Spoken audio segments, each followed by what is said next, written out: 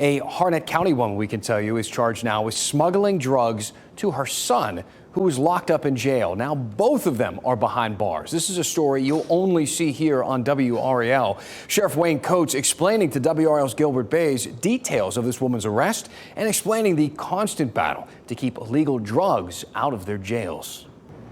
Well, Sheriff Wayne Coates says it is a nonstop battle for law enforcement officers across the country to stop illegal drugs from being snuck into jails. They've been dropped in by drone. They've been passed through fences and thrown over fences. But this latest scheme he's uncovered is just incredible.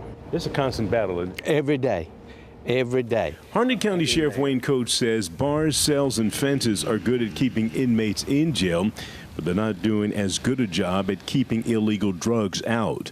We got word about somebody was going to be dropping some stuff over. We set up and we got them. Sure enough, they throwed it right over the top of the fence. They've since closed the road used to make that over-the-fence drug drop-off. Coates says the latest drug smuggling case involves 65-year-old Ernie Barber and her son, 38-year-old David Barber. He's a habitual felon currently locked up in the Harnett County Detention Center.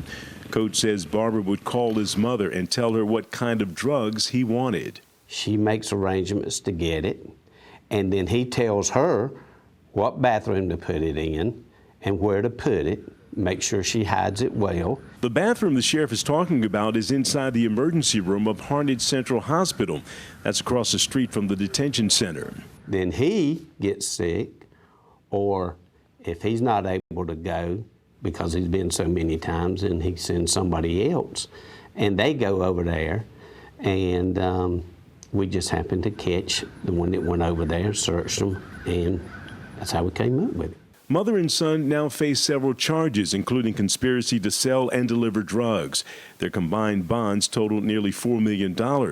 Meanwhile, Coates says his battle to keep illegal drugs out of the jail continues. We know they're getting in somehow. This is just one way we were able to find this one, so we're going to continue to battle this every day. Now, the sheriff says the hospital was unaware that their facility was being used to smuggle drugs, but he says he has new policies in place to make sure it doesn't happen again. In Harnett County, Gilbert Bays, WRAL News. Meantime, Sheriff Coates planning to share some details of this case with sheriffs across the state so they too can make sure this isn't happening at their detention centers.